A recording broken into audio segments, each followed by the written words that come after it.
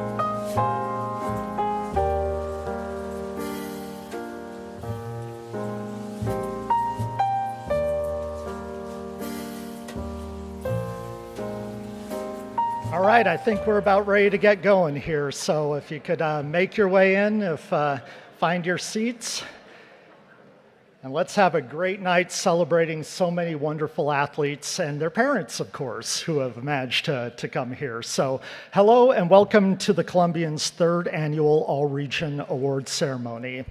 I'm Micah Rice, sports editor at the Columbian. I know this is a busy time of year for any high school student and their parents, so thank you for spending this night here with us to celebrate these athletes.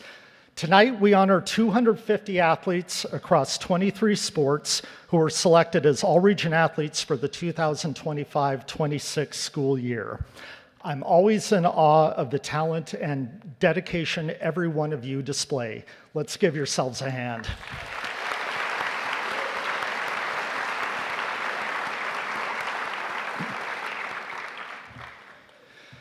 Tonight will not only highlight those who excelled in their sport, we reserve special recognition for a handful of athletes who were among the area's best in multiple sports. Throughout tonight's program, we'll introduce you to 5 girls and 5 boys who are finalists to be our all-region multi-sport athlete of the year. Let's hear it for everybody in this room who played multiple sports this year.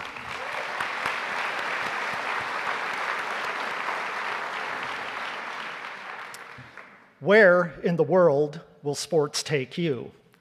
For many of you, your sport has paved the way to attend college here in the Northwest or on the other side of the country. For all of you, sports have taught lessons of discipline, resilience, and teamwork that will guide your future. For tonight's featured speaker, sports have literally taken him around the world. Before Derek Neslin played professional basketball in 14 different countries, he was an all-region athlete, just like you.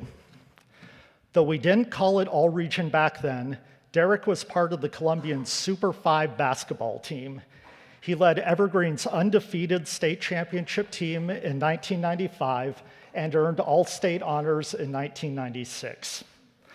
After 4 years of what would be a Hall of Fame career at Portland State, Derek embarked on an international pro basketball career. In that time, he learned how sports bridge cultural divides and highlight our common humanity regardless of our language, our race, or our socioeconomic standing. In 2006, Derek and his wife Celine founded Courts for Kids.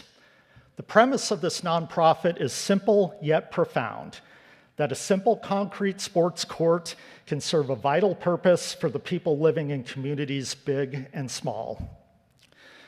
Since then, thousands of student volunteers have partnered with more than 260 communities in 33 countries to build courts that become places of gathering and recreation. Those American students work hand in hand with locals in the community. They share the labor, from hauling gravel and water to pouring concrete. They share the food, which is deliciously and generously prepared by local families. And after the court is finished, they share in games from basketball to volleyball to soccer. When the students return home, they do so with the knowledge that something as simple as a hoop, a ball, or a goal can break down barriers between people from all corners of the world. I know some of you in this room have done Courts for Kids projects.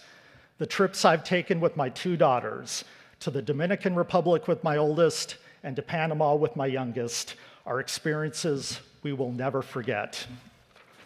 That's why it is my profound honor to introduce Courts for Kids founder, Portland State Hall of Fame inductee, and Evergreen State basketball champion, Derek Nesland.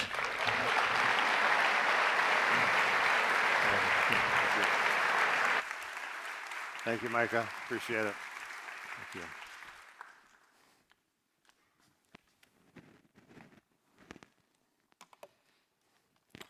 Thank you, Micah. It's a very warm introduction. It's nice to be here. It's actually an honor to be here with all of you. I, too, want to commend all the hard work on the courts, on the fields, in the pools, on the golf course, all the different sports that you play.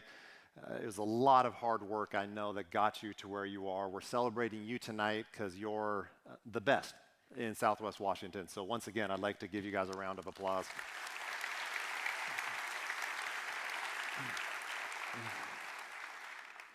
I'd also be remiss if I didn't recognize some other people in this room. There are people, honestly, who are as important to your success as you are. And these are the people who are surrounding you right now, your parents, your loved ones. I can almost guarantee that there are other athletes sitting at their homes tonight who are not here, not because they lack the athletic ability, but because they didn't have the support system in place like you have had. Think of all that your parents have done to pay for tournaments, games, taking you places.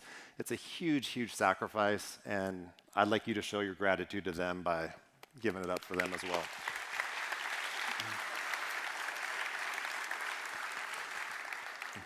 As Micah mentioned, my wife Celine and I started Courts for Kids 20 years ago. It's been an incredible journey. We have built, almost like Micah said, almost 300 courts. Let me make sure, are these slides showing? Okay, we're good. Almost 300 courts around the world. You can see the map here of some of the places that we have done projects. We have done projects in, like he said, 33 countries. And you can zoom in here and see in Costa Rica, Panama, the DR, some of the places where we've done most of our courts. Let me go back. Every one of these projects is adopted by a group of volunteers as well, mostly students. We've taken students from all over the country. We've actually taken future Olympians. We've taken all-pro NFL players. But what excites me the most about being here is Courts for Kids started here in Southwest Washington 20 years ago with a group of high school students. And I know many of you, like Micah, have been on projects with us. And so I just want to take a minute to thank you, all of you who have participated to help make the world a better place. For me, this is an interesting time because I think right now and for the next 4 or 5 years of your lives, I'm talking to the students now, you're going to get asked the question a lot, what? What are you going to do? What are you going to become? What's your career going to be? We are obsessed with that question in our culture. But for me, there's a more important question that you're probably never going to be asked. And that question is who? Who are you going to become? What type of person are you going to become? For me, that's a more foundational question because you're going to face a lot of opportunities in your life.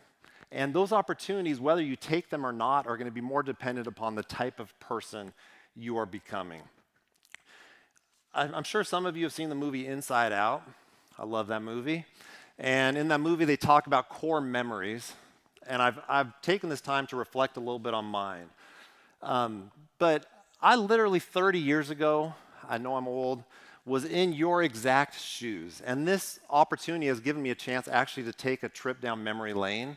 And I went through my old clippings and trophies and all the stuff that my mom had meticulously kept for me.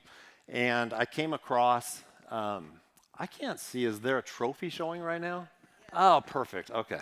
I came across this trophy, and this was 30 years ago. There was a similar banquet on a much smaller scale where they honored athletes in the area, and this was the trophy I received that night.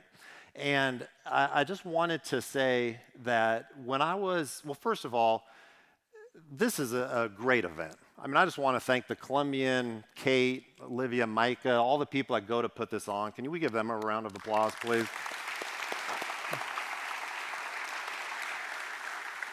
This is much bigger than what I experienced, but the point is I was in your exact shoes.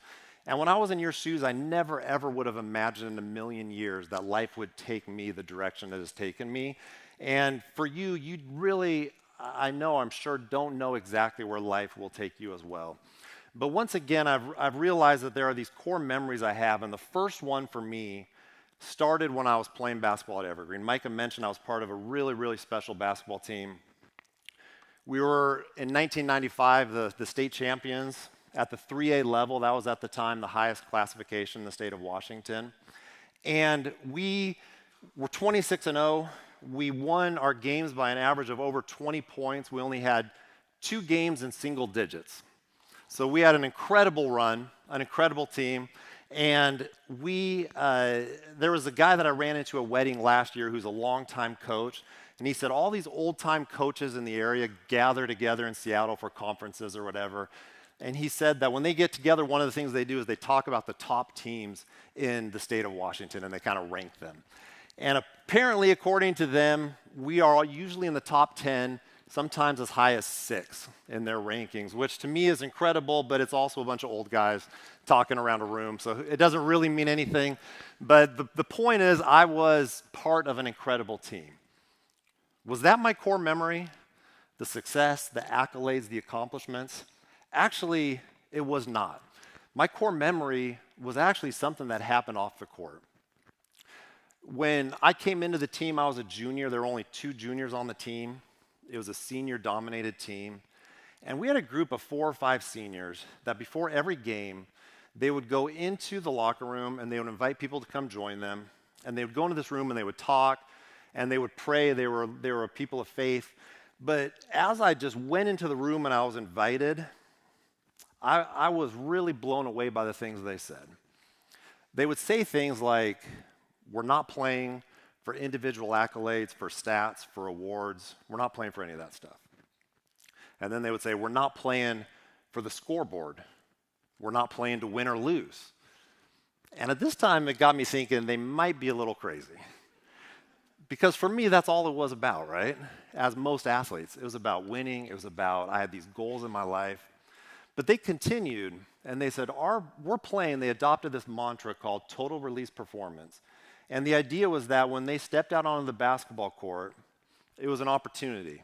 It was a chance for them to just release everything they had to just play the game with their utmost ability, to release everything on the floor, and to do it for each other, to do it for people that are watching, to be an example.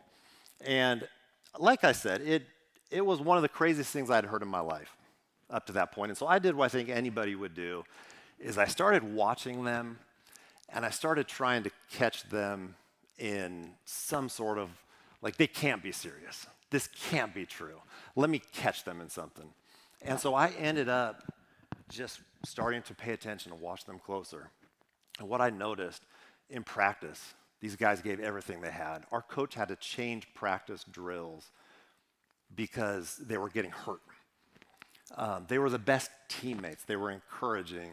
They were positive. They challenged you.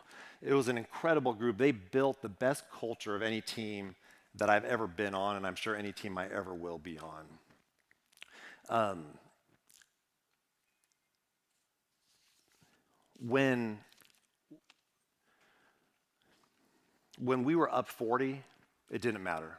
When it was a close game, it didn't matter. They gave the same level of energy and effort. And so here's some pictures of that squad. You can see kind of this was during a timeout. I'll let you guys decide what to think about this picture right here. But the reality is we were having fun with each other. This was us celebrating. You can just kind of see the pure joy we had in our faces. What's ironic to me is that the team that never lost was also the team that talked about how they weren't playing to win. This irony has kind of sat with me in life. I read a book by this guy named Adam Grant called Give and Take, and he said there's 3 types of people in the world. There's givers, there's takers, and there's matchers. Givers are people who just give generously of themselves. They're helping other people. Matchers are people that will do that, but only if they're going to get something in return. And then takers are people that just want something for themselves. I have to say, at that time in my life, I would probably call myself more of a taker. I was more interested in just what life was going to bring for me. And these guys on my team were givers. The thing about this book and his research that went into it is if you look at people in our society who struggle, kind of who have the least success as we define success, it's actually givers who haven't developed a sense of self-esteem or self-worth, and so they get trampled over. They find themselves in abusive relationships because they give and give and give, and they get paired up with people who take and take and take. But what's interesting about the research is that at the top end of our society are also givers. It's overrepresented by givers, and the way he explains it is like this. You go through life, and the takers actually get out to an early lead. They're trying to advance themselves. They're getting those early promotions. The givers at that time are just kind of maybe, it's a slow growth for them because oftentimes they're getting pursued, they're getting passed over for promotions. But over time, the takers kind of burn bridges, and the givers develop this social capital and network of relationships that actually leads them to great success. There was another similar study that had similar results. It was done by Harvard. It started in the 30s. And it followed 2 groups of people. One were Harvard young men. At that time, I think it was an all-boys school. And these are the young men from the most powerful, wealthy families in our society. And at the same time, they were studying 450 youth from Boston, from the most troubled families. And they studied these families for decades. And they studied them into their adulthood, and they studied future generations, their offspring, their children. And what they found was that the biggest indicator of health and happiness was not what you might think it would be. It was not the material success. It wasn't IQ. It wasn't which one of those groups they started in. It wasn't any of the things that we might suspect. What it was relationships.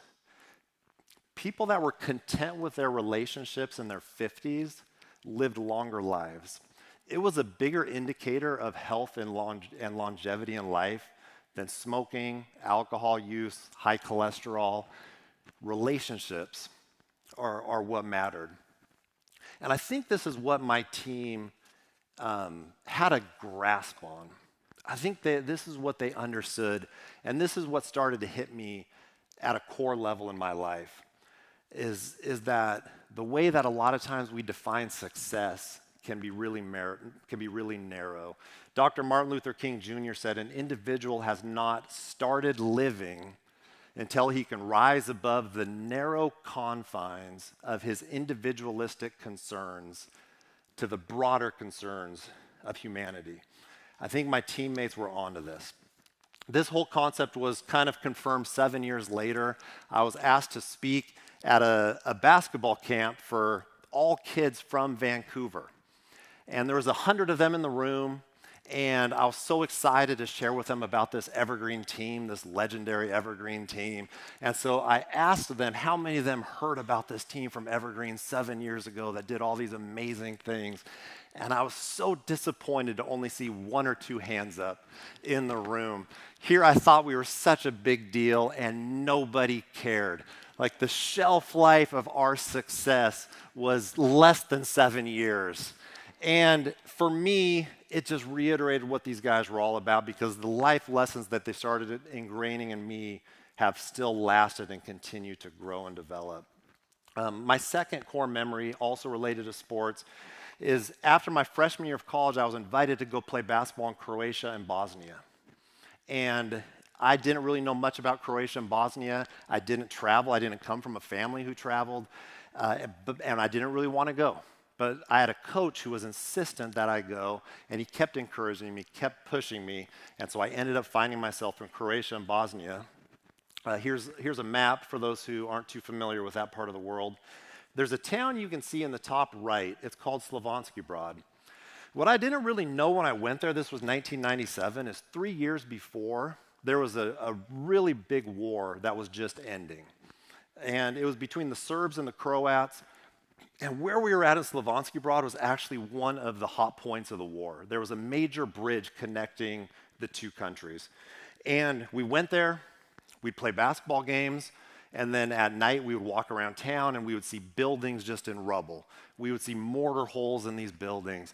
There was a bridge that connected the two countries, and it was destroyed. It was in the river, and there was a makeshift bridge that was set up.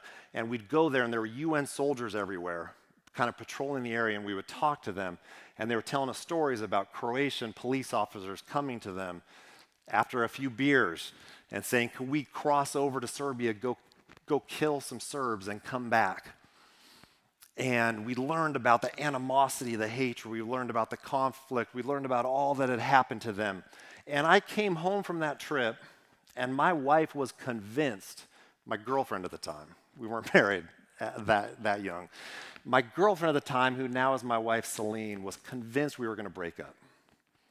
She was convinced because I was distant, I didn't really want to talk, I didn't know how to process what I was going through, and it had nothing to do with us. It had everything to do with this experience in my life that I was this kid from Vancouver, Washington, who grew up in a little bubble, and my world was very small. And it was the first puncturing of that bubble where I started to realize this world is about so much more than what I even understand. And it gave me this deep curiosity. And so that led to more traveling, as Micah had mentioned. I kind of took a chance with every traveling team I could to go see the world and experience the world. Here's me in China.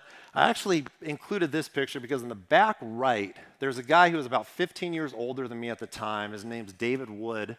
He's a Vancouver legend. You can read about him in the Hudson's Bay Trophy case. And he was a second-team All-League player as a senior.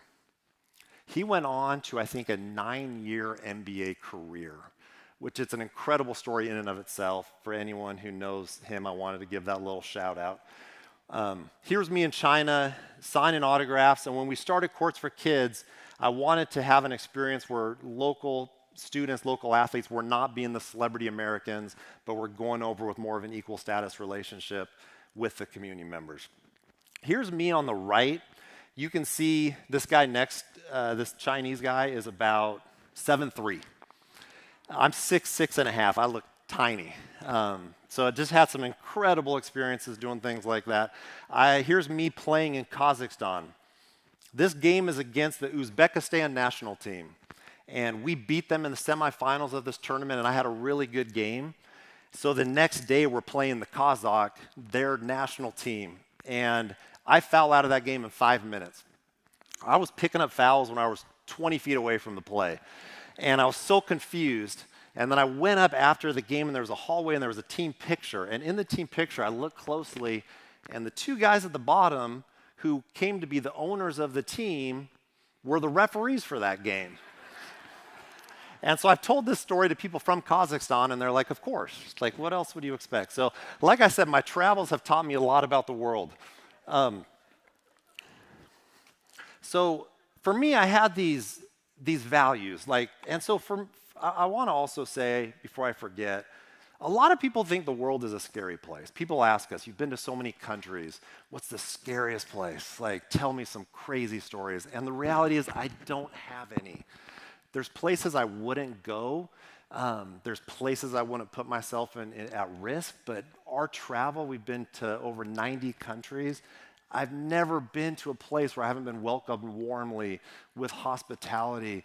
And so for those of you who maybe think of the world as a scary place, don't think of that. Take the opportunity to travel. But for me, none of this would be possible if I didn't put myself out there and take a risk. And this is what I learned from all of this experience, is that the best things in life happen when we're outside of our comfort zone and when we take risks. So it was these kind of core values and memories that were percolating in me. And if I fast forward in my life, I was about 6 years out of college, and I got an email from someone in the Philippines who asked if I knew of a basketball team to go play in the Philippines. And I didn't. I didn't know of a basketball team, but I had all these high school students from Vancouver that we were working with and mentoring, and I wanted to have them have an experience outside of the country. And so I said, I don't know about a basketball team, but what about a basketball court?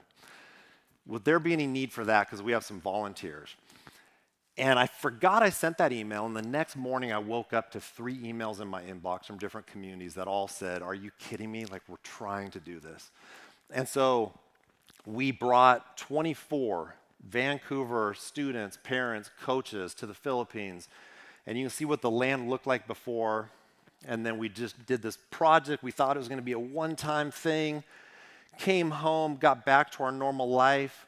And then we ended up hearing from someone within a month from Costa Rica. It was a school. They had a piece of land. They wanted to turn it into a multi-use court. They could rent it out in the evenings for adult sports leagues. They could have PE classes for the first time. They could have sports teams for the first time. And they were like, would you help us? We heard what you did. And we heard a similar story from someone in Honduras, someone in Indonesia. And at that time, Celine and I looked at each other and we realized that we were onto something, and there was a real need. And we just felt like, is this it for us? Like, is this what we're meant to do? And because we had this vision of life that had been percolating, I think we took the risk, we jumped into it. And like you saw from the beginning, it's been an incredible ride. All of our projects, like Micah kind of mentioned, are initiated by the communities. They sacrifice, and that to us is what makes it sustainable and meaningful. There was a group from Southwest Washington this April, some of you may be in the room, who went to the Dominican Republic. This is what that court looked like 9 months before. And it was people with machetes by hand clearing the entire land, getting that thing ready for the group to come and start pouring concrete. These 2 cows were donated by a rancher and auctioned off to raise money, because our grant, our program doesn't cover the entire cost. It covers most of it. But the communities are actively fundraising. This is their dream. This is their passion. And so this is what it looks like when the courts are done. This kid is shooting the opening shot, and a lot of these kids that are cheering him on were actually kids that were out there shoveling, carrying buckets, carrying wheelbarrows to make the whole thing a reality. So Courts for Kids isn't something that we created in a boardroom somewhere and said, you know what the world needs more of? They need more sports courts. We weren't smart enough to know that, and I'm glad we didn't, because it's been us continually responding to needs that we have received from communities. We have 130 communities that are right now, we're sitting on their applications and they're just waiting to do projects with us. I wanted to share just a couple quick stories of some of the impact that we have seen. These girls are from a tribe in the Philippines called the Mamanwa tribe, and they're highly discriminated against in the Philippines. They're nomadic. They were nomadic people. They had to settle into a community. I was given this presentation, and someone came up to me from the Philippines, and he said, you're underselling the point. He said, we don't even call them by their name. We have like a derogatory slur that relates to their hair. Either they're like second-class citizens. In the Philippines, basketball is the sport. So if you go through public transportation, you'll see their public transportation is decked out in NBA logos. If you were to go to the Philippines, any one of you, just because you're an American, you would get suckered into a basketball game whether you played in your life or not, because there's constantly games going on in the Philippines. This community was never allowed to enter these tournaments. And so they kept petitioning, and finally they were allowed to enter this tournament, and they went to this tournament and they won the whole tournament. And for us, it's like not a huge deal, right? For them, it was like the Knicks won the championship. There was an impromptu parade. They were carrying players on their shoulders. And the surrounding community started calling them the Mamanwa NBA, which was significant, number one, because of the NBA, but number two, because they actually were calling them by their real name. Their court that they had practiced on leading up to that tournament was a dirt court with 2 trees and 2 rims attached to those trees. And we partnered with this community and built a legitimate basketball court. And it became nicer than the courts that the surrounding communities had. So now all of a sudden the surrounding communities were coming to play in their community. They wanted to get to know them. They wanted to hang out with them. That sports for them had literally raised the status of who they were and had brought acceptance as a community. Sports can also be powerful for individuals. This was a project I was in Morocco. You can see it's dark at night. We did this project during Ramadan, and which meant that we would work from 8:30 p.m. to 3 in the morning, because if we wanted locals to work with us, that's when we needed to do it. And at some point early in the trip, we had a question and answer time with some of the women in the community, and I posed the question if any of them played sports when they were younger. And they laughed at me like that was the dumbest question I'd ever asked. And they were like, there's no way we played sports. There's no way we had the chance to play sports. We had so much other work to do. When we were doing this project, this Moroccan girl that you see on our left was the hardest worker. She was there every day from 8 p.m. to 3 in the morning, carrying buckets, shoveling, wheelbarrows, doing everything that she could possibly do to make this a reality.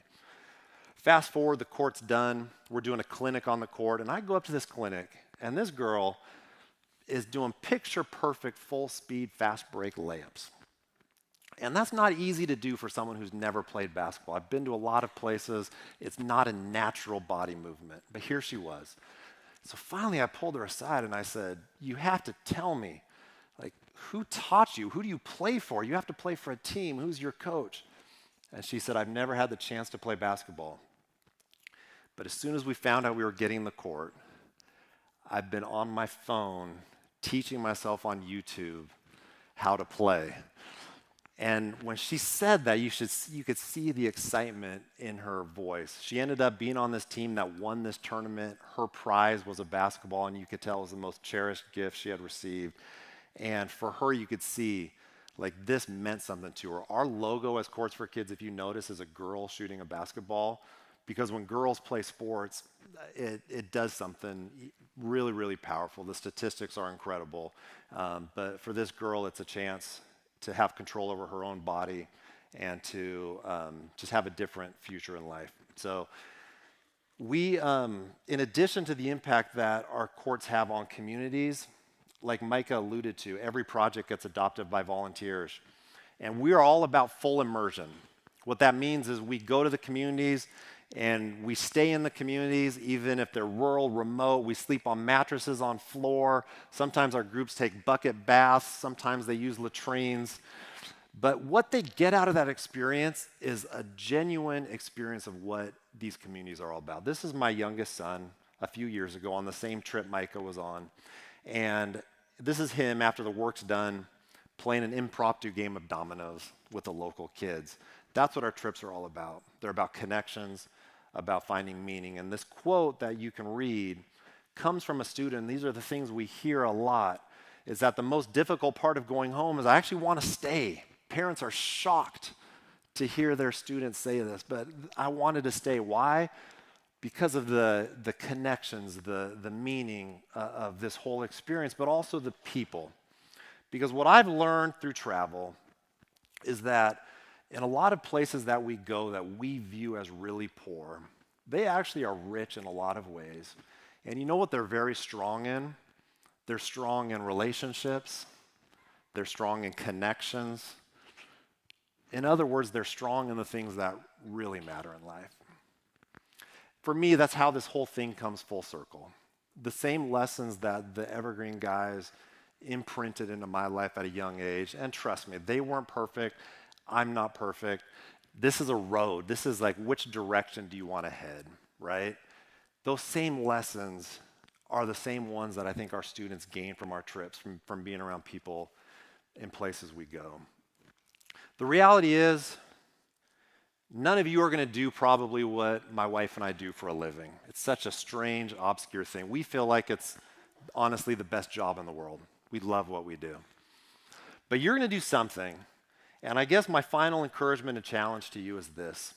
Take risks in life, prioritize relationships, live for something bigger than yourself, serve people around you. Life is about connections. It's about relationships. That's where you're going to actually find meaning and value and also health. Thank your parents.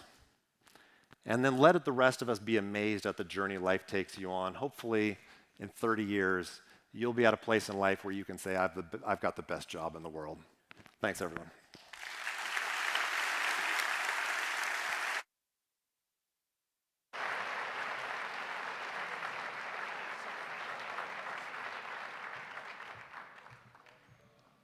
Wow. Let's hear it one more time for Derek Nesland, everybody.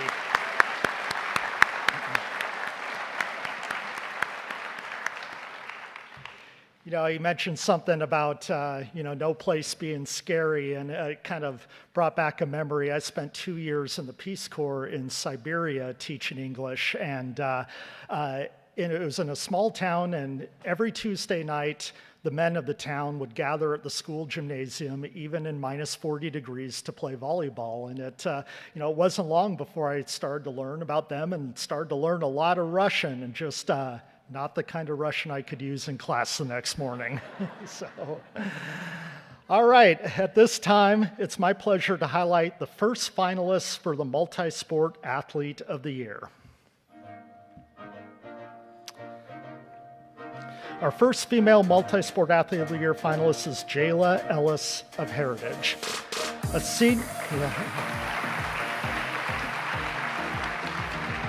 senior, Ellis earned all-region honors in basketball and softball. She was the leading scorer on the Heritage basketball team, averaging more than 16 points and 7 rebounds per game. This spring, she was selected to the all-region softball team for a 4th consecutive year. She had a team-high .614 batting average and 7 home runs. In the pitcher circle, she struck out 66 batters in 56 innings. Next fall, Ellis will attend Delaware State University where she will play softball. Congratulations, Jayla Ellis.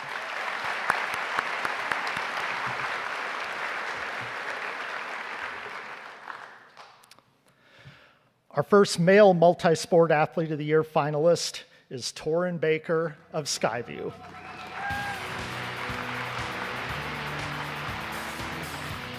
A junior, Baker was a starting linebacker in football and earned all-league honors as a punter.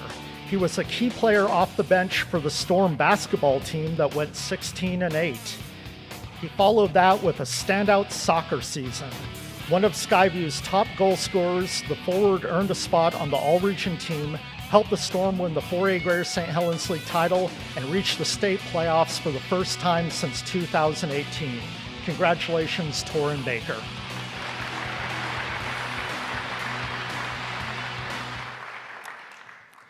Now, as we begin to honor the all-region teams in each sport, I'd like to introduce my colleague, a driving force behind the event, and he's the one who put together these videos that look so good and make all these athletes look so good. Please welcome Tim Martinez.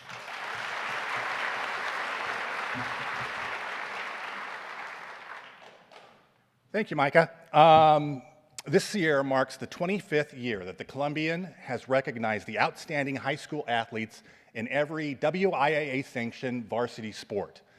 Some publications, they will have all area teams, but typically they get reserved for the team sports, football, basketball, baseball, softball. But we made the decision back in 2001 to honor athletes in every sport, and that set the table for the event we have tonight, and it's so great to see so many of you here tonight. We moved this event back 2 weeks from the scheduled times that we had in the past couple of years because it conflicted with so many end-of-year events. We weren't sure about the turnout was coming out, so it's so great to see you here tonight. Before we get to the teams, I would like to do one shout out to our athletic directors, athletic coordinators, coaches, and especially the athletic secretaries. God save the athletic secretaries. As Micah mentioned, we're going to have honoring 250 athletes. It's 250 photos that we're going to be putting up on the screen, and that's where we get them from. We asked the coaches and the schools to send us some. I mentioned this last year, a word of warning for any seniors-to-be next year. Very often when you go back to school, you will take a student ID photo. And these photos, they don't show up in the yearbook or anything, they're just on your student ID. However, when we go asking for a photo for Athlete of the Year or all region, that's the database they find. And sometimes I'll get the guy goes, he's wearing sunglasses, I need to find another photo. So be thinking about that when you are sitting down for your student ID senior photo next year, because we might be putting it up on the screen here.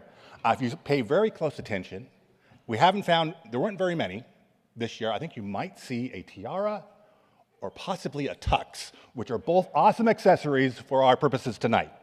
So let's get to honoring our athletes, and here are the instructions about what we want to do. We're going to go through every team sport by sport, starting with the fall, winter, and then on to spring. Boys tennis, boys golf, we're going to hold off to the spring because that's when the state championships were.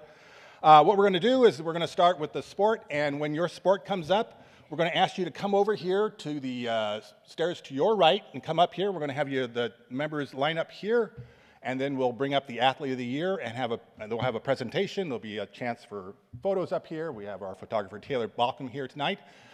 And then we will do one more introduction for the entire team, and then after the team, we'll then move to our right. Over here to my right, your left, is two of my colleagues, Meg Wachnick and Jeff Klein.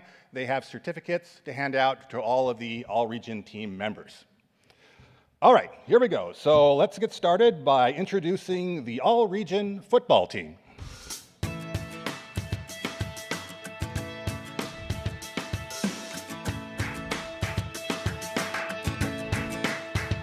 Ethan Adams, Battleground.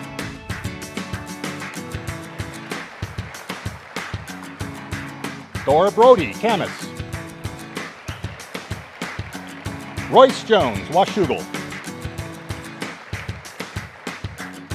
Savion McCoy, Columbia River. Charlie Barr, Camas. Terrence Sarion, Evergreen. Tommy Vick, Prairie. Darren Schmidt, Evergreen. Brian Martinez, Skyview. Spencer Purley, Camas. Jamarcus Robinson, Seton Catholic. Dalton Stevens, Mark Morris. Parker Stewart, Kelso.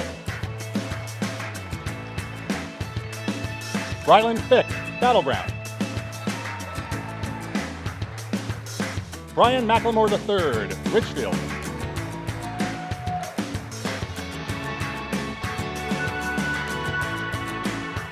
Travis Lundberg, Washougal. Landon Randall, the center. Jack Roberts, Camas. Cole Sullivan, Seton Catholic. Alex Rosa, Camas. Isaiah James, Heritage. Emmett Ordway, Battleground. Jay-Sean Scott, Evergreen. Colonel Baugh, Skyview. Xavier Crank, Seton Catholic. Zayden Hoover, Kelso. Bryce Simmons, Battleground. And our All-Region Football Player of the Year, Devin Biju of Prairie.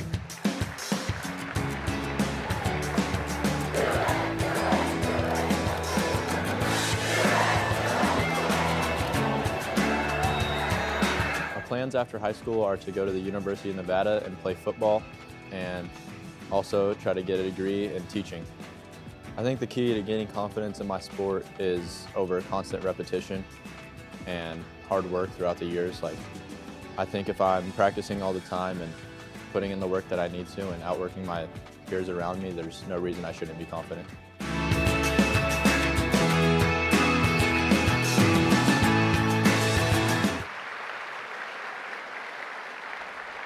And one more hand for our All-Region members of the All-Region football team.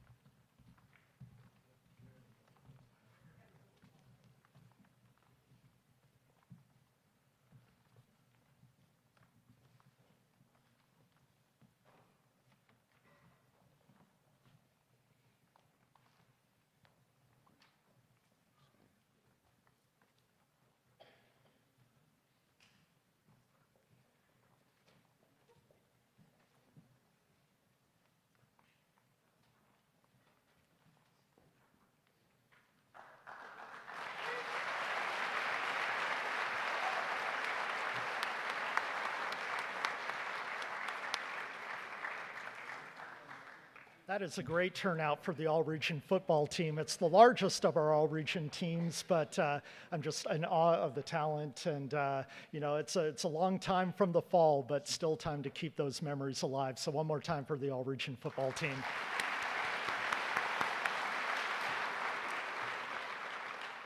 All right, next up, it's my pleasure to introduce the All-Region girls cross-country team.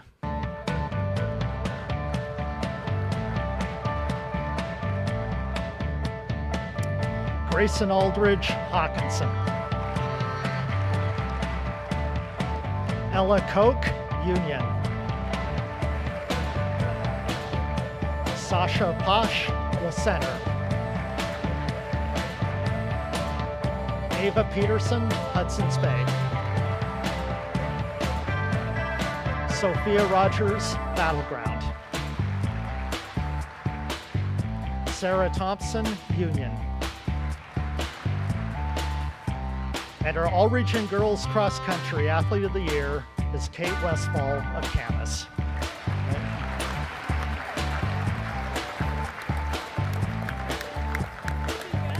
My favorite memory is the whole team got matching jackets and we all got to bedazzle like our last names on the back all together while watching a movie. So that was really fun.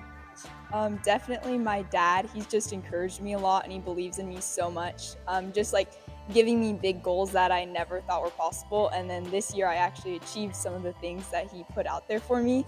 And then definitely like encouraging me to work hard in the winter and summer when no one is really watching.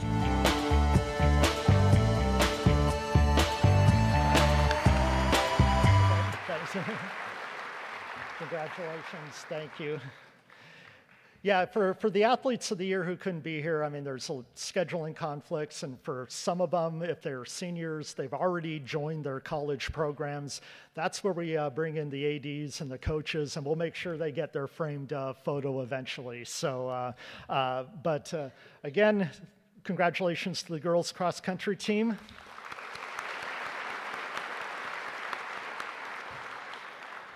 Up next, it's my pleasure to introduce the boys all-region cross-country team.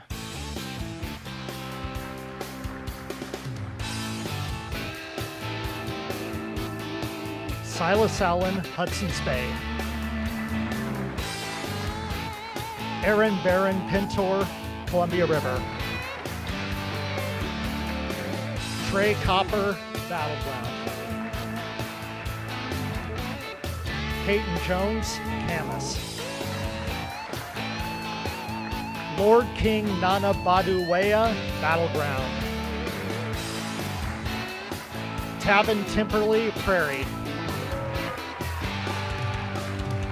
And our all-region boys cross-country runner of the year, Cohen Butler of Camas.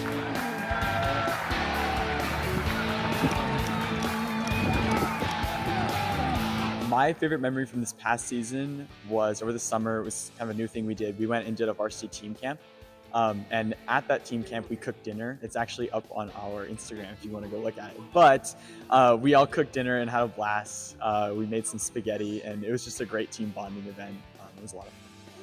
Definitely putting in those miles and those hard workouts over the summer and winter, and just trusting in your training and knowing that even though it might seem hard, like 2 miles into a race, you're starting to get lactic and it's starting to suck, as cross country does. That you can kind of look back on that stuff and be like, oh, I've done stuff much harder than this before, and I can push this last mile hard and finish strong.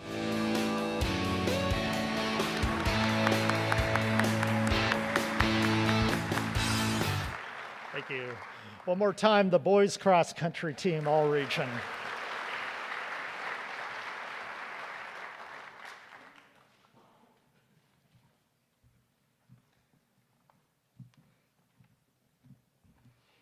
All right, next we're going to introduce the all-region girls soccer team.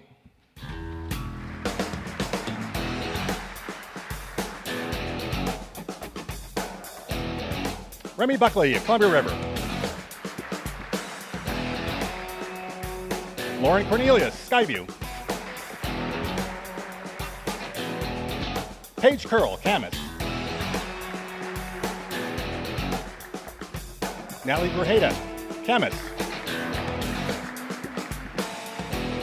McKenna Flynn, Skyview.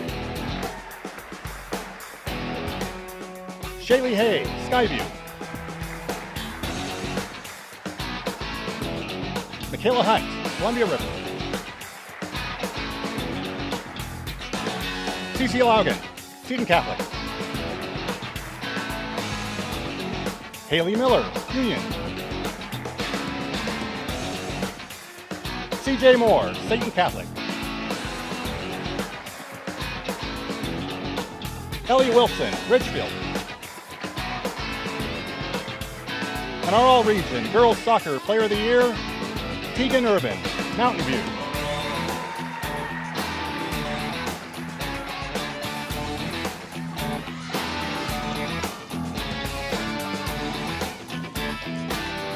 I credit Antonio Buckley, Tammy Perkins, Tamor, Aaron and Alexis, my high school coaches. All of them have taught me a lot of valuable things, and all from different perspectives that I'll be carrying throughout the rest of my career.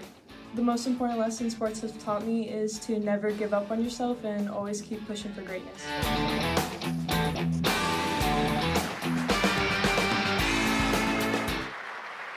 Congratulations to our all-region girls soccer team.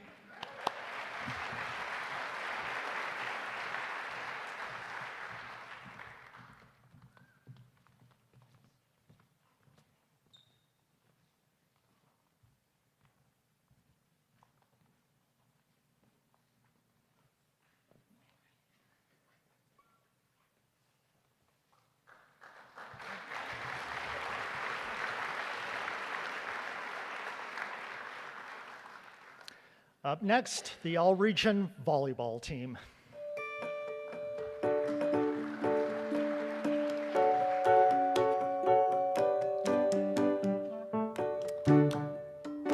Bailey Espana, La Center. Sophia Gurley, Columbia River. Gracie Jacoby, Prairie. Quinn Peterson, Camas. Shaylee Stephen, Camas.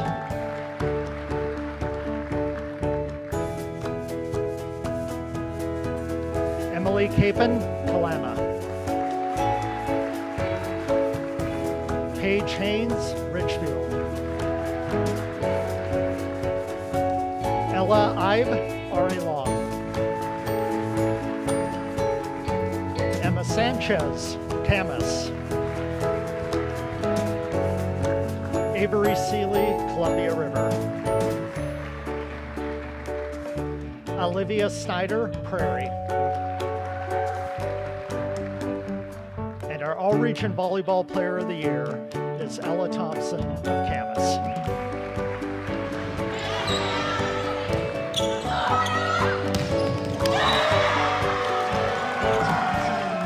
I'm going to continue my athletic and academic career at University of Miami. Just keep playing ball, growing the knowledge for the love of the sport. Definitely the importance of like being a human first, and just at the end of the day, we're all like people, we're all humans. So like being kind to everyone across the net and just like learning to grow through sports has just been a big important lesson I've learned.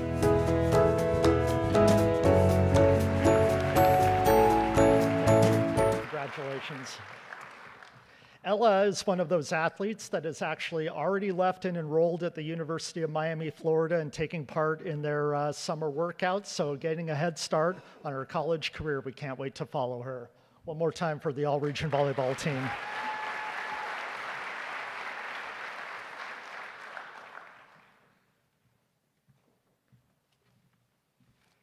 Next up is the All-Region Girls Swimming Team.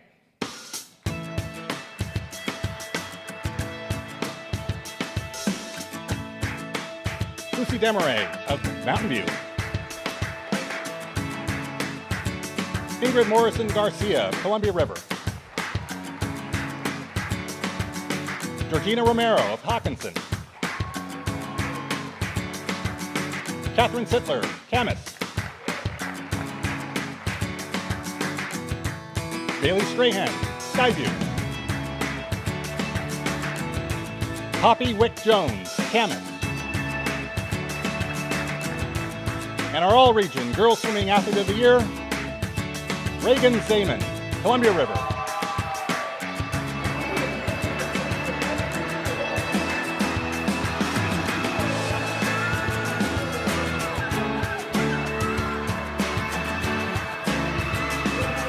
I prepare for a big event on the days leading up to it, I constantly tell myself I'm ready for it.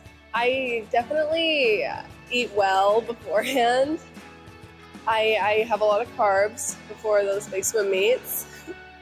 Well, sports has taught me a really important lesson to never give up and to believe in myself no matter what, because chances are I'm going to achieve my goals if I keep working at it.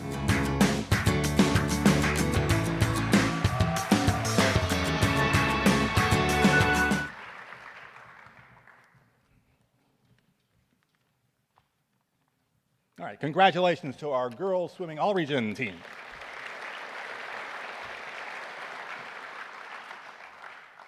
All right, next up is our all-region slow pitch softball team.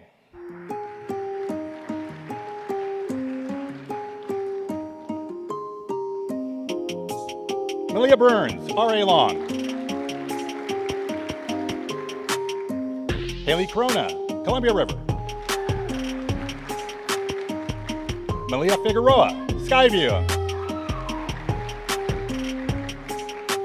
Brooke Heffley, Kelso. Stevie Jones, R.A. Long. Taylor Lees, Skyview. Kira McGinley, Mark Morris. Cameron Petrosor, Kelso. Avra Pertusi, Columbia River. Sophia Ricard, Union. Devin Yates, Skyview. And all-region slow-pitch softball player of the year, Sophia Tumulty of Union.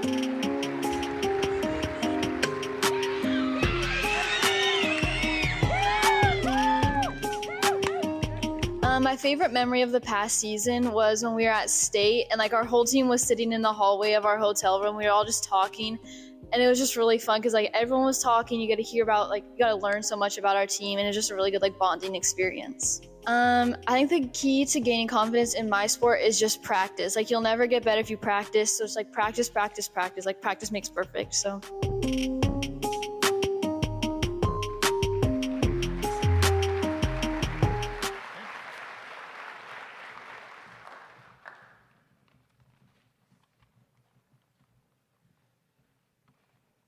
All right, congratulations to our all-region slow pitch softball team.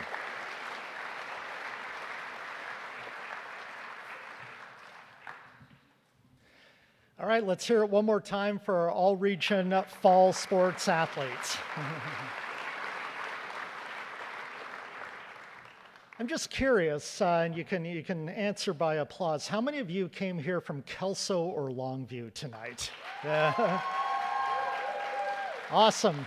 Thank you for making the trip and making this a true all-region ceremony here. All right, now it's my pleasure to introduce 2 more girls and 2 more boys who are Multi-Sport Athlete of the Year finalists. Our next female multi-sport finalist is Courtney Neal of Evergreen. Just a sophomore, Neal earned all-league honors in volleyball, basketball, and track and field. She was a first-team all-league volleyball player this year as an outside hitter. In the winter, she earned second-team all-league honors for an Evergreen basketball team that made school history. The Plainsmen placed 6th of the state tournament, capturing the first state trophy in program history. This spring, Neal was the district champion in the 100 hurdles and runner-up in the 300 hurdles. She competed in both events at the state meet, placing 5th in the 100 hurdles. Congratulations, Courtney Neal.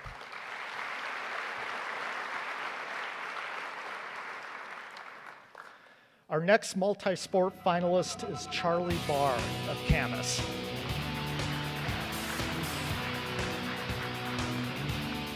A senior, Barr was a football and baseball standout. He was selected to the all-region football team after a breakout season where the receiver caught 11 touchdown passes and had 741 receiving yards. Barr also excels in baseball as a first baseman and pitcher, earning first-team all-league honors. He batted over 300 and struck out 33 batters in 37 innings. In the fall, Barr will attend Pacific Lutheran University, where he plans to play both football and baseball. Congratulations, Charlie Barr.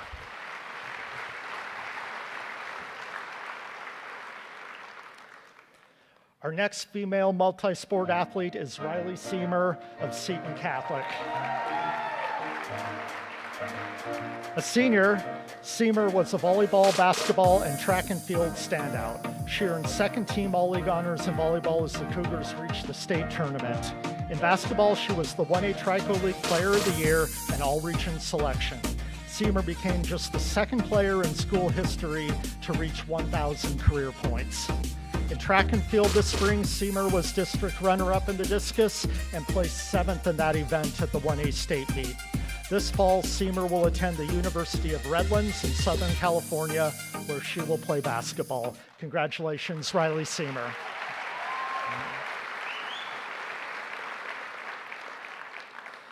Our next multi-sport finalist for the males is Travis Lumberg of Washougal.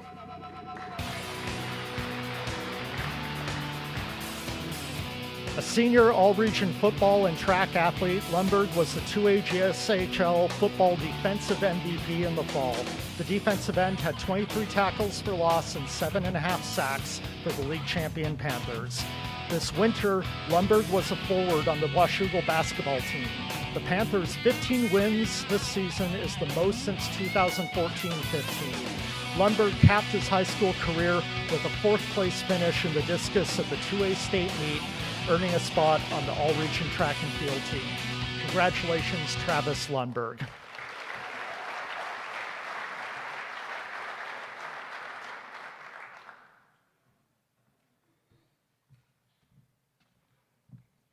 All right, before we move on to our winner honorees, I wanted to share some numbers with you.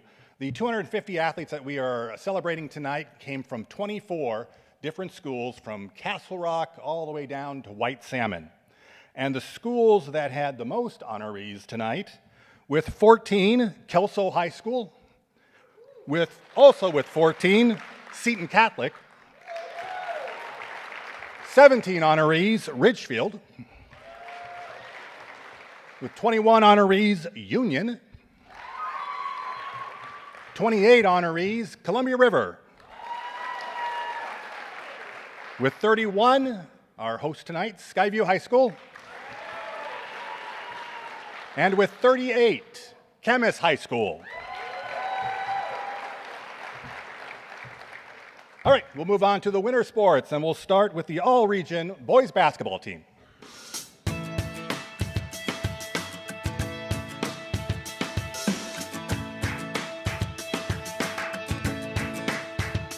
Josh Crane, R.A. Long. Leighton Livengood, Fort Vancouver. Jamison McCann, Richfield. Carson Morningstar, Prairie. Malachi Weimer, Skyview.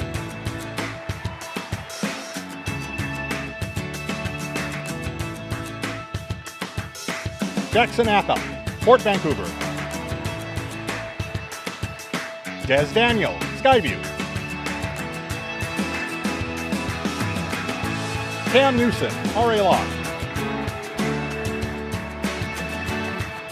Malachi Patton, Prairie. Luca Phillips, Columbia River. Luke Swerdling, Mountain View.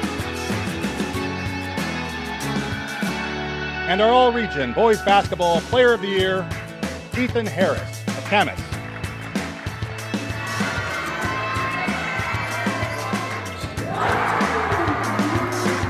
My favorite memory from the past season has got to be just watching our team as a whole grow. I think from where we started to where we are now, we've grown so much of just as people and as basketball players. The biggest thing for gaining confidence is ultimately being prepared. I think confidence and being prepared are hand in hand.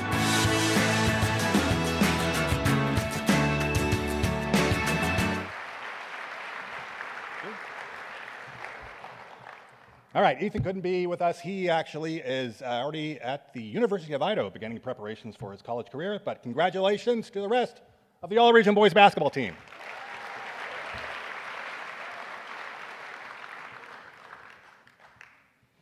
All right, next up is the all-region girls basketball team.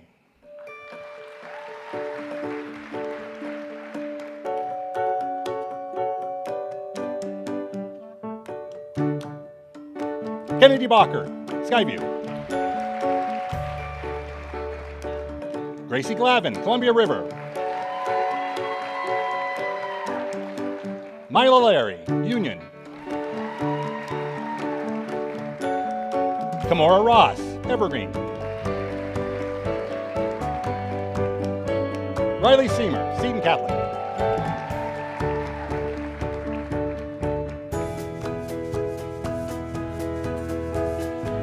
Savannah Chanda, Ridgefield. Jayla Ellis, Heritage. Harmony Fallon, Evergreen. Lauren Hood, Camas. Michaela Warfield, Mark Morris. Cameron Watson, Skyview. And our all-region girls basketball player of the year, Brooklyn Haywood, Union.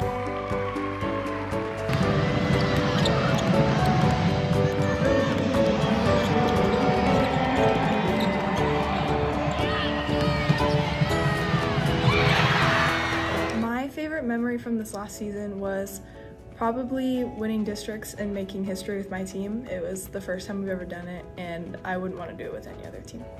I credit my parents, my godfather, and my sisters the most with reaching my goals and becoming who I am today. They've made so many sacrifices throughout my journey and everything I've done, so.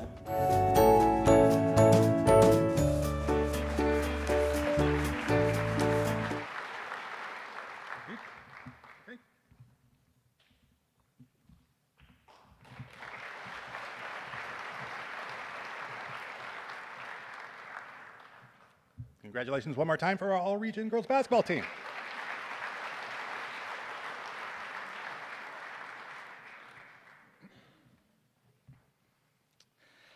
All right, it's now my pleasure to introduce the all-region girls wrestling team.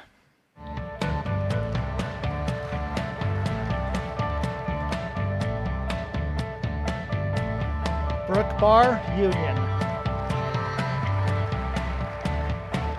Hannah Becker, La Center. Kaylee Broyles, Union. Olivia Engel, Kelso. Joanna Gregg, Kelso. Lillian Houligard, Ridgefield. Victoria Nicasio, Washougal.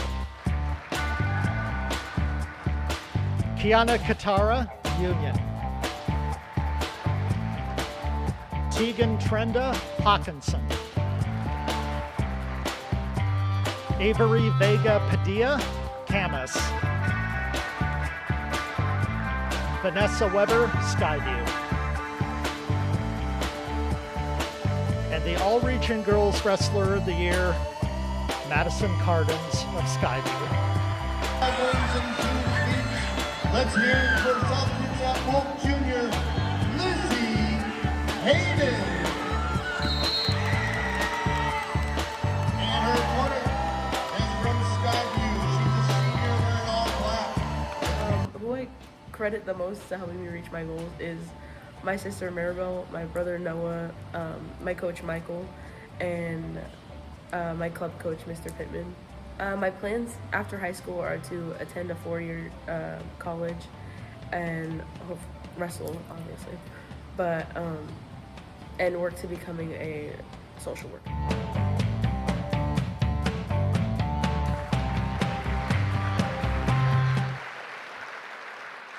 The All-Region Girls Wrestling Team, congratulations.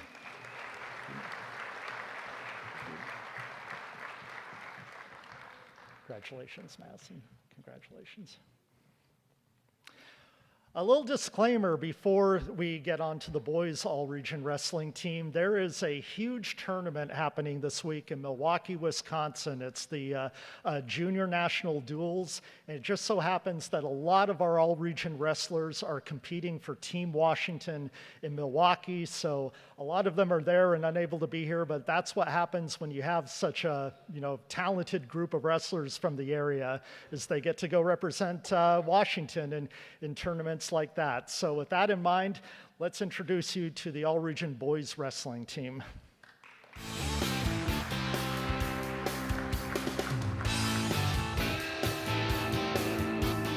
Connor Crum, Seton Catholic. Alec Frazier, Camas. Cannon Frechette, Camas. Elijah Governor, Camas.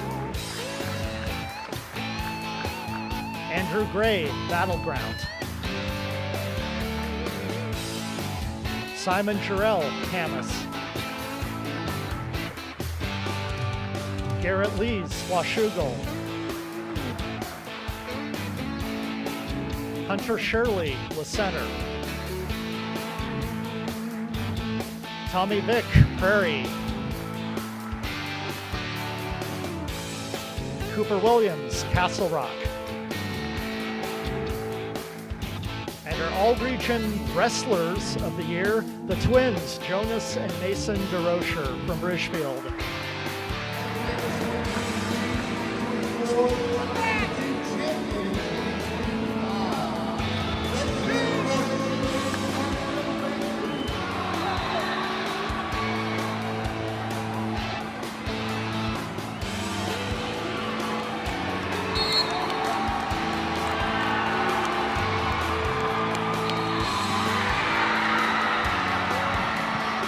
My favorite memory of the last season was probably just all the overnight tournaments that we did, staying at the hotel with just my teammates and Lance, and we just had a lot of fun at those overnight tournaments.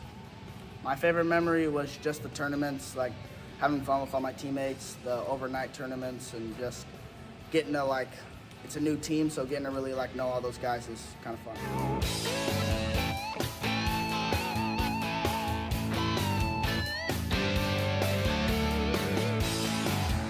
Thank you. Congratulations. Thanks. Congratulations. Thank you to the DeRocher's mom for accepting on their behalf. We don't often split the All-Region Athlete of the Year, but when you have two undefeated three-time state champions who happen to be twins, it's kind of hard to split. So we had to do it in this occasion.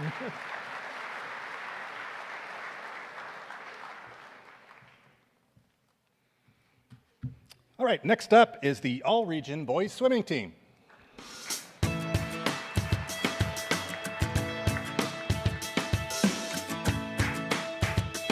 Ryder Hawkinson. Colin Collar, Union. Arna Krishna, Camas. Atalii Seomalu, Camas. Lincoln Swift, Richfield. Owen Yam, Camas. And our All-Region Boys Swimmer of the Year, Tenzin Kelsey of Camas.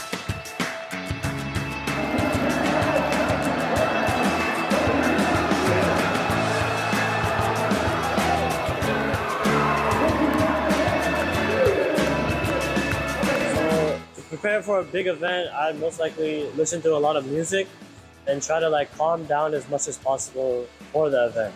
The most important lesson sports has taught me is to work hard at whatever you're doing, no matter how much work you have to put in. Just do as much and as well as possible.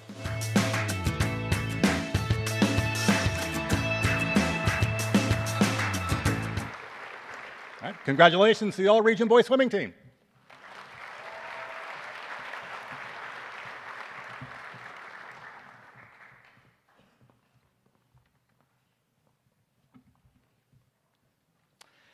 And now the All-Region Gymnastics Team.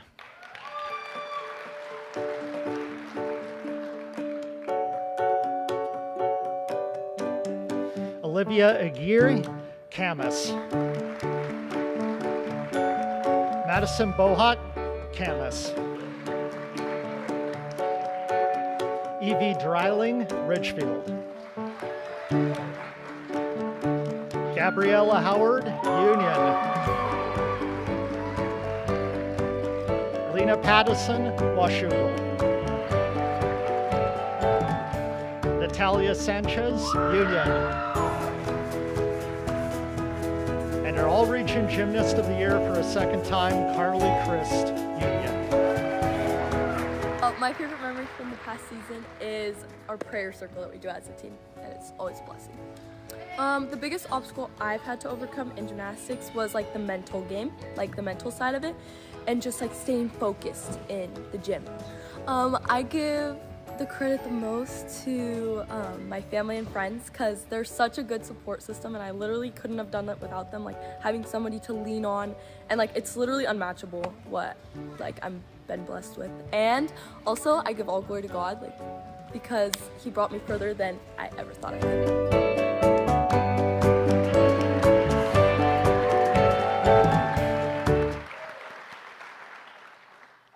Congratulations.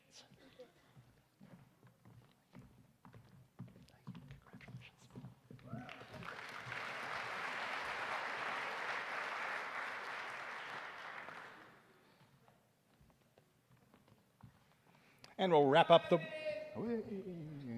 the winter season with our All-Region Girls Bowling Team.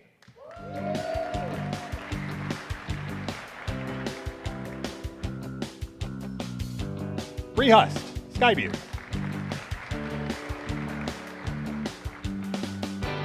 Zoe Jason, R.A. Long. Ariana Long, Kelso. Abby Pine, Skyview. Alex Pine, Skyview. Haley Wright, R.A. Long. And our All-Region Girls Bowler of the Year, Mila Davis, Columbia River. The person I credit the most for helping me reach my goals is my dad. because he's been the one that really taught me a lot in bowling and just helped me through obstacles that I've faced with it and just helped me a lot. The most important lesson that bowling has taught me is to just take everything one step at a time and don't let one bad thing get in your head from doing your best.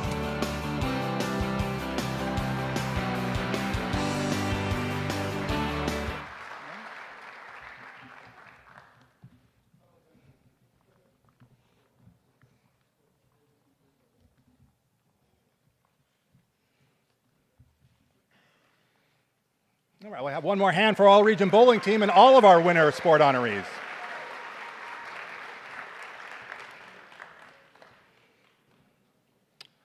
All right, next, I'm going to introduce our next female multi-sport athlete of the year finalist, Ella Thompson of Camas.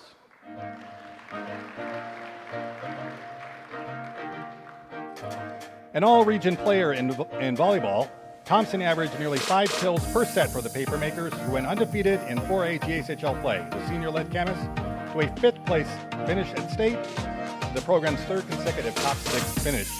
A lifelong track and field athlete, Thompson entered her high school career with a stand-up performance in the state meet, where she finished 2nd in the javelin with a season best throw and 6th in the high jump. Next fall, actually this summer, she's attending the University of Miami, where she'll play volleyball. Congratulations, Ella Thompson.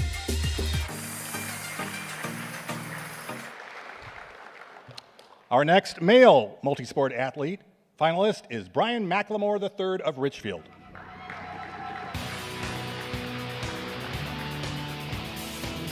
Returning from a life-threatening injury that ended his junior season, McLemore was the heart and soul of the Sweaters team that placed 2nd in the 2A GSHL, the all-region, all-purpose player.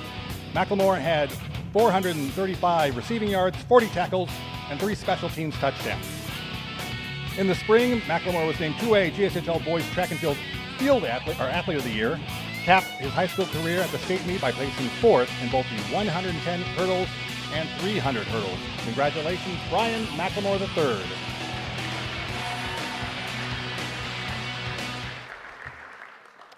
And our final female multi-sport athlete finalist of the year is Cameron Watson of Skyview.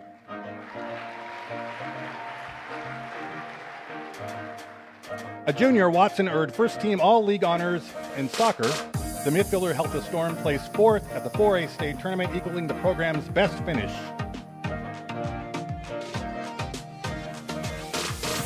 And this winter, Watson was a big reason the Skyview girls basketball team earned its most wins in a decade. The 5'9" combo guard averaged 15.7 points per game and earned a spot on the all-region team. Congratulations, Cameron Watson.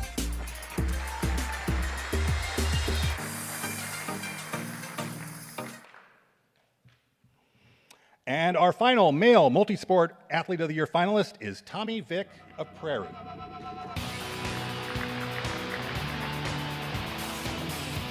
A senior, Vick was a 3-sport standout, earning all-region honors in both football and wrestling.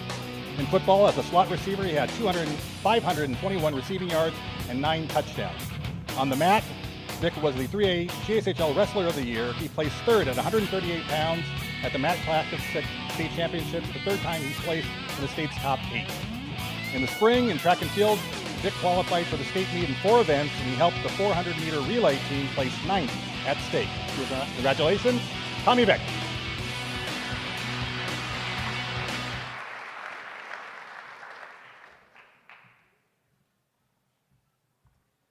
Moving right along, we're excited now to honor the all-region athletes from the just concluded spring 2026 season, starting with boys soccer.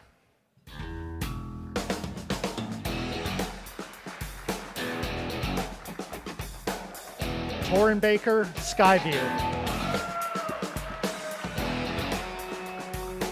Ryder Cole Vogler, Hawkinson.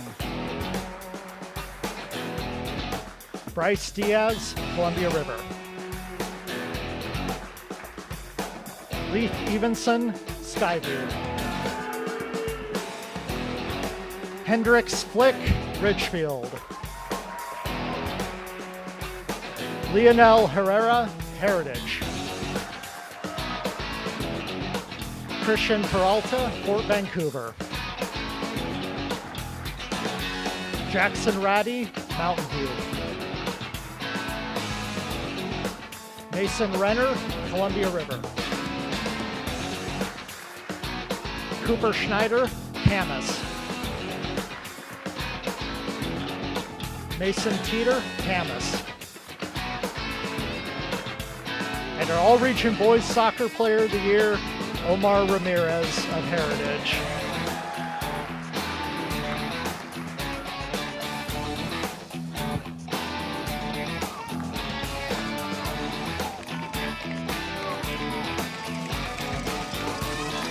My biggest role model for sure would be my dad because, he falls many times, but he's always taught me to get back up and never give up, Having an injury has always been a big part of my success, and if I hadn't gotten up from that, I would never be where I am. So I give thanks to my dad for teaching me these beautiful lessons. The most important thing sports have taught me for sure is to never look back, When you make a mistake or when something bad happens, you have to become a goldfish, have the mind of a goldfish, and keep on going. Never think about the past and just fight for what's next, because if you think about the past, you're never going to be able to focus on what's in front of you.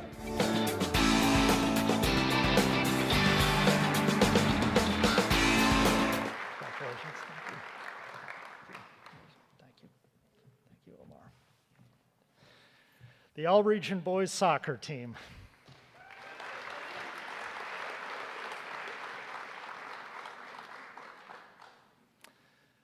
Up next, let's meet the All-Region Baseball Team.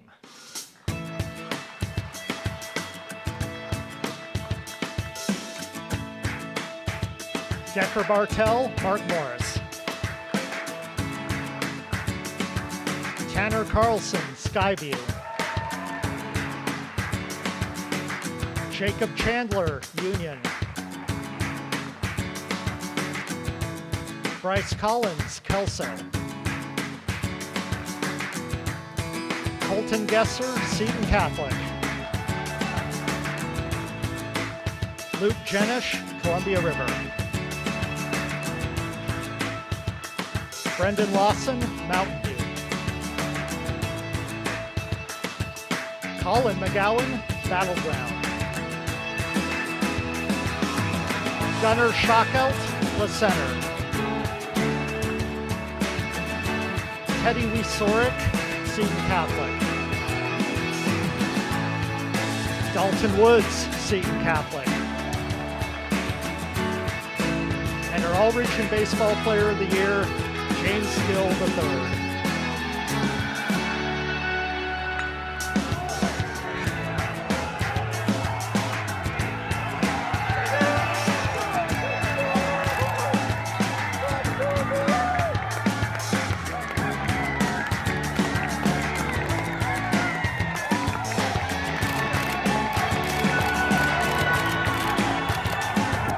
Someone that I really credit the most is, well, I guess both, is my mom and my dad, but another one is my grandpa that passed. He put a lot of big roles in my baseball career, from teaching me when I was younger and just being there whenever I needed him with like pitching or hitting, confidence. My parents, both of them, getting me wherever I need to be, telling me if they can see that I'm down, telling me like breathe, let it go, and all that. I'd say my biggest obstacle is most definitely losing my brother my sophomore year and still having to play through all that. Even till to this day, it's kind of hard. But knowing me, I'll get through it, play my best, and give all my credit to him.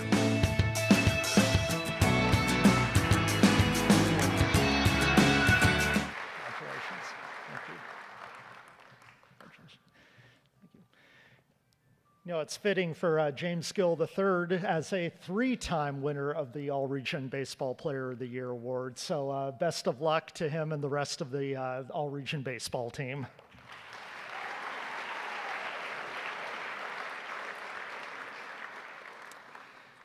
And now our All-Region Softball team.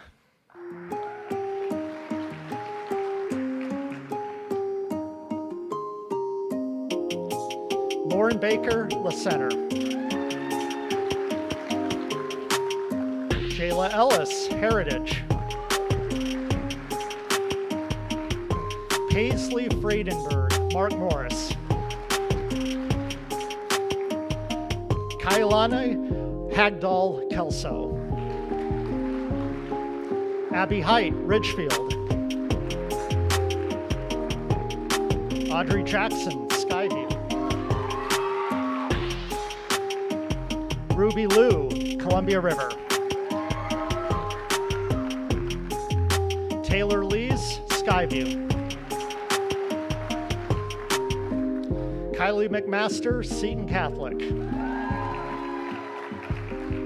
Mackenzie Moore, Prairie. Kingsley Williams, Seton Catholic. And our All-Region Softball Player of the Year, Mackenzie Henthorne of Mark Morris.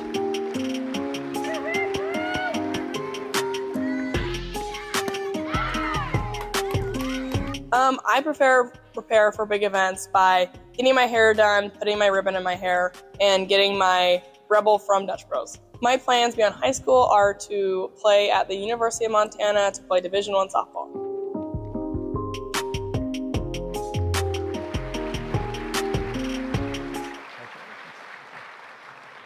The All-Region Softball team, everybody.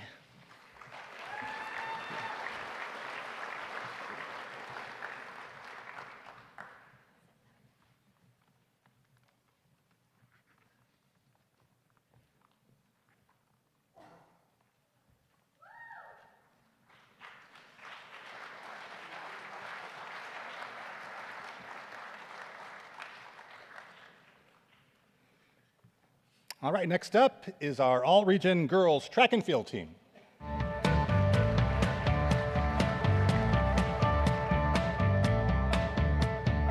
Paris Ackerman, Skyview.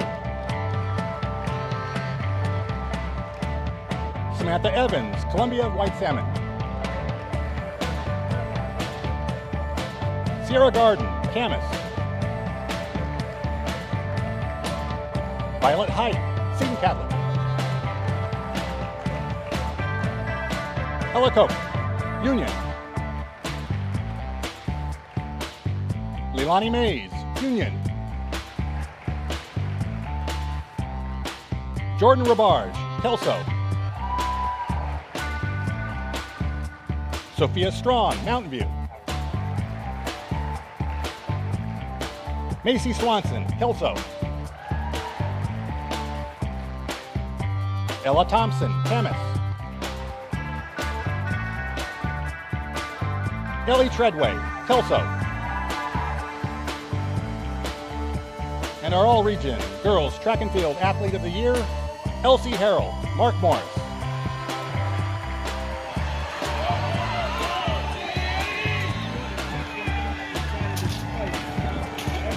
I think my coach Travis has helped me so much over the season, just like doing so much pre-season training, and the work that he's made me do this year has been completely different from the past two I've done, so that made me a completely different athlete.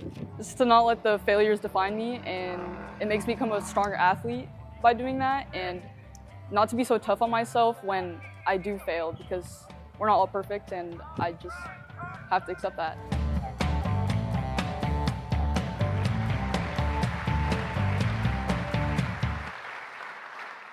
Congratulations one more time for our All-Region Girls Track and Field team.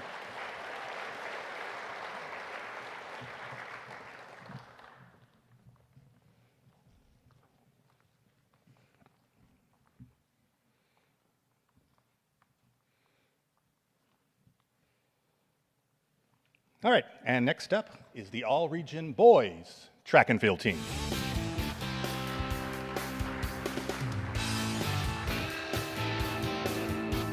Brady Davidson, Prairie. Travis Lundberg, Washougal.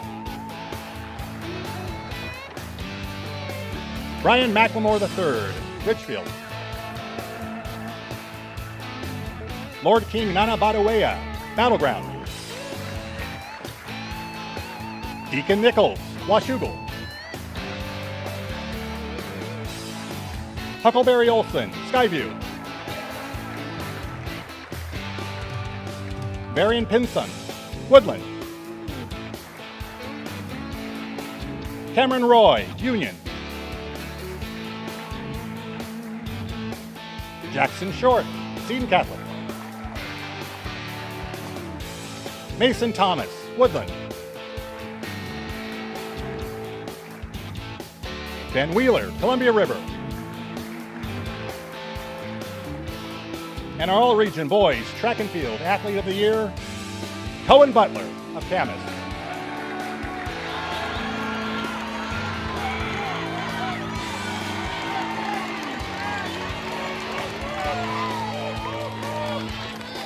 I think for me, it really starts even as long as the week before, thinking about the event, talking to my coach about race strategy, all these different things, and then the night before an event, making sure you get lots of sleep, doing things like ice baths, and then day of, making sure that you're focused and ready to go. I will be attending University of Washington. My plans are to race super fast, to get an engineering degree, and to continue to improve.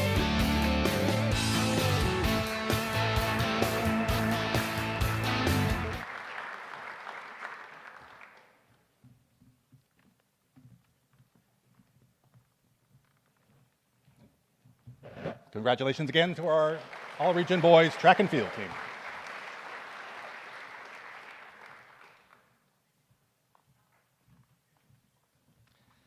Moving right along, now the All-Region Girls Golf team.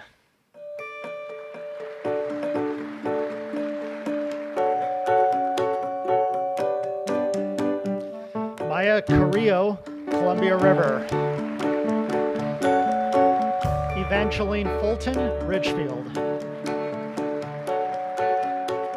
Lucia Hill, Prairie.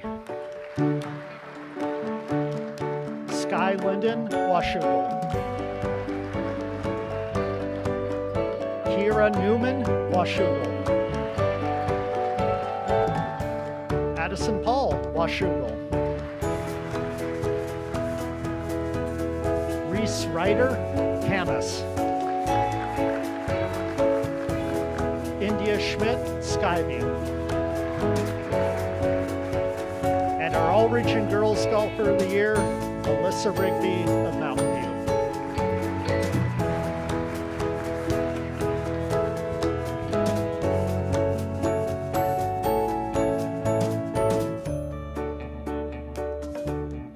My favorite memory is definitely going to state and going with my coach and my family and playing my practice rounds with everyone is super fun, especially with my coach being there and just having a great time. I definitely credit my mom the most.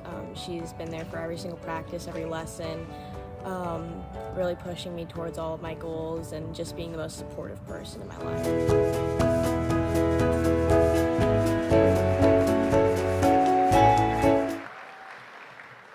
The All-Region Girls Golf team.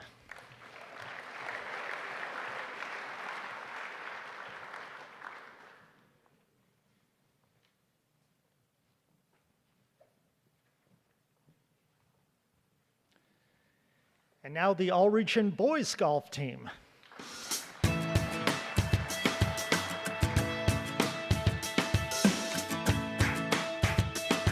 Colin Clark, Camas. Riker June, Camas. Trenton Maddox, Washougal. Brody Newcomb, Ridgefield. Luke Potter, Columbia River. Gavin Schaefer, Washougal. Owen Wynn, Columbia River. Lucas Saigar, Columbia River. And our All-Region Boys Golfer of the Year, Christian Harlow of Kingsway Christian.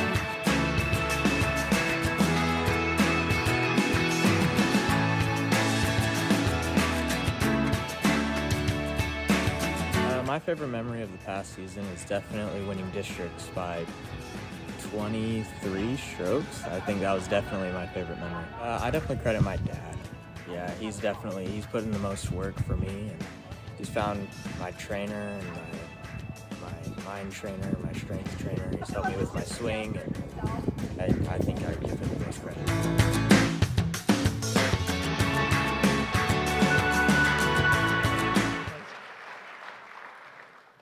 Yeah, so when Christian Harlow won the district golf championship by 23 strokes, he did it by shooting 61, which he'll be shooting his age a lot sooner than anybody else here. So can't wait to see what he does.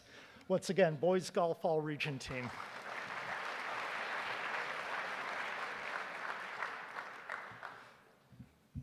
All right, next up is the all-region girls tennis team.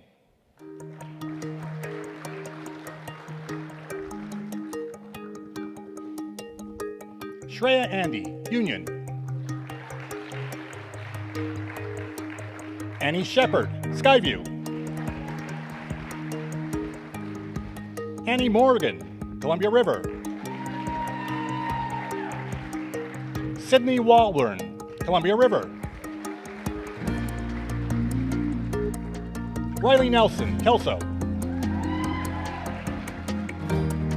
Taylor Nelson, Kelso. Naya Nelson, Skyview. Evelyn Stana, Skyview. And the all-region girls tennis player of the year, Jenny Serebrakova, Columbia River.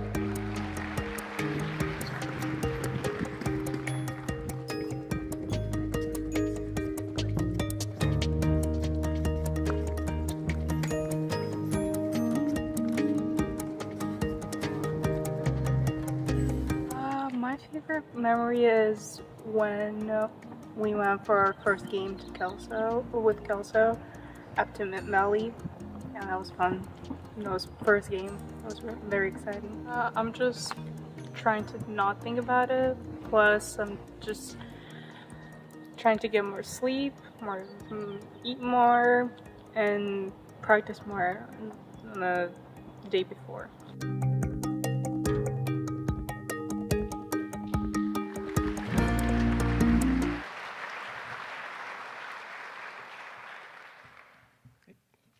Congratulations one more time for the all-region girls tennis team.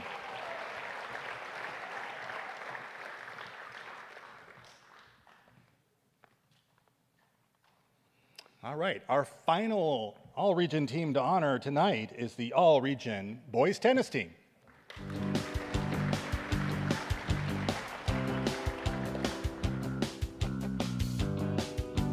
Dylan Sims, Camas. Leo Zhao, Camas. Anton Patel, Skyview. Isaac Patel, Skyview. Eli Miller, Ridgefield. Brody Walski, Ridgefield. Tyler Stimmel, Columbia River. Ryan Wild Wilson, Columbia River. And all-region boys tennis player of the year, Lucas Walburn, Columbia River.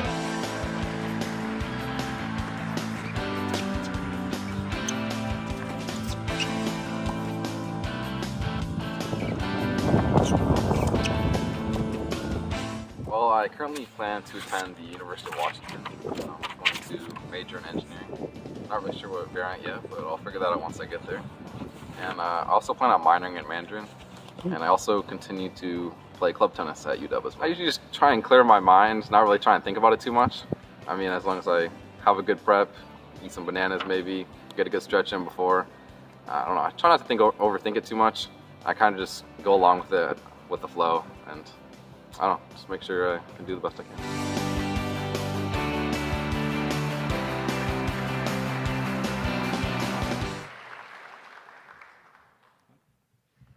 All right, once again, I like to hand for the all-region boys tennis team.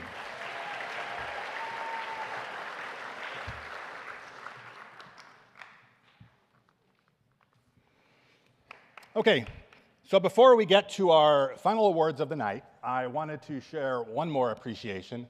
Now, a lot of you out there know us as working under 360 preps. Like, I can't tell you how many times I've been on the sidelines and people go, 360 preps! Like, Mike was at the gym one time and somebody came up and goes, 360 preps! I was even doing an interview after a football game recently where I went up to talk to one of the players and I asked him to go get one of his teammates to join us. The teammate comes over and I said, hey, I'm Tim with the Columbian. I just kind of want to talk to you about the game. And he kind of looks over at his teammate like, oh, okay. And the teammate goes, 360 preps. And he's like, oh, yeah, cool, yeah, let's go. So, but I want you to appreciate and understand that 360 preps is the Columbian. And it is the dedication to local sports that the Columbian provides. Now, many outlets, newspapers in our area are corporately owned, and it means they are cutting staff and reducing the amount of local coverage. But the Columbian is independently owned. It's been owned by the Campbell family for over a century. So I want to do a really nice appreciation out to our publisher, Ben Campbell, our editor, Will Campbell, who helps support what we do and allows us to bring this event to you tonight.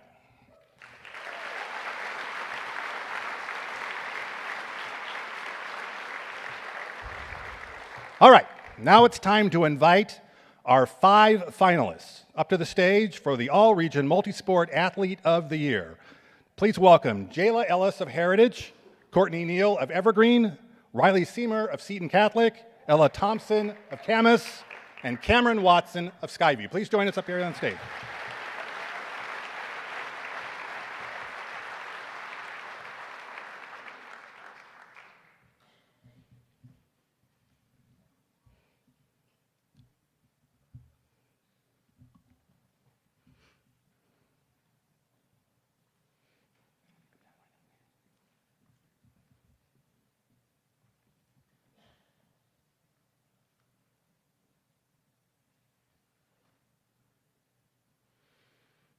All right, and it is my honor to announce the All-Region Female Multisport Athlete of the Year for 25-26 is Jayla Ellis of Heritage.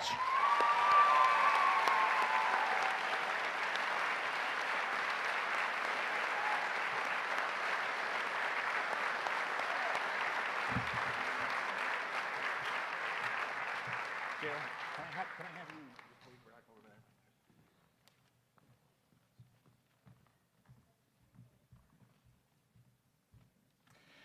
And now I'd like to invite the 5 boys finalists for Multi-Sport Athlete of the Year: Torrin Baker, Charlie Barr, Travis Lundberg, Brian McLemore III, and Tommy Vick.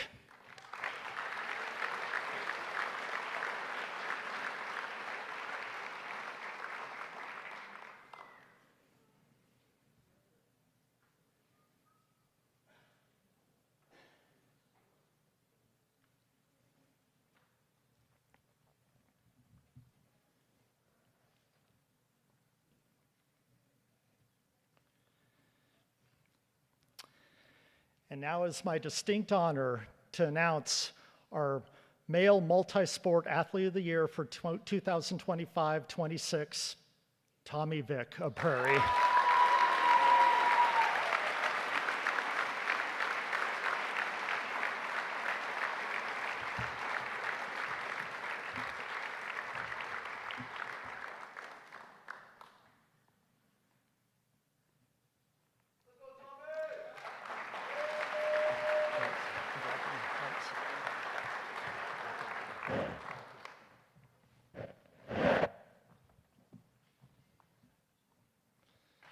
Let's hear it for our Multi-Sport Athletes of the Year.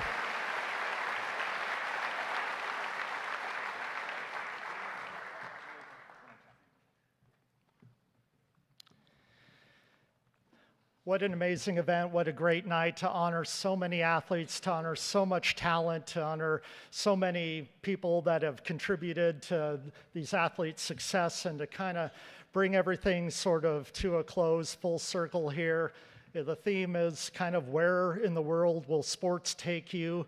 Wherever you go, wherever sports and your life takes you, know that you'll always have a place in your heart for Clark County, a place to call home, that we are so proud of you. We can't wait to see how you represent this community out in the world. Let's bring it to a close. Would every athlete in the room please stand up and let's give them a round of applause.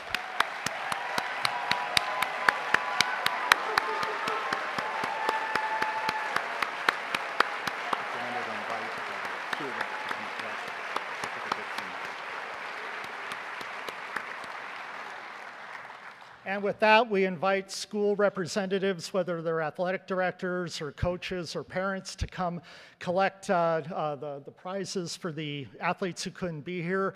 But congratulations to everybody on an outstanding school year. May you have a great summer.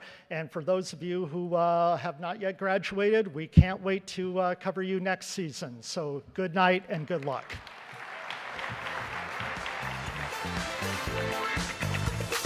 Thank you.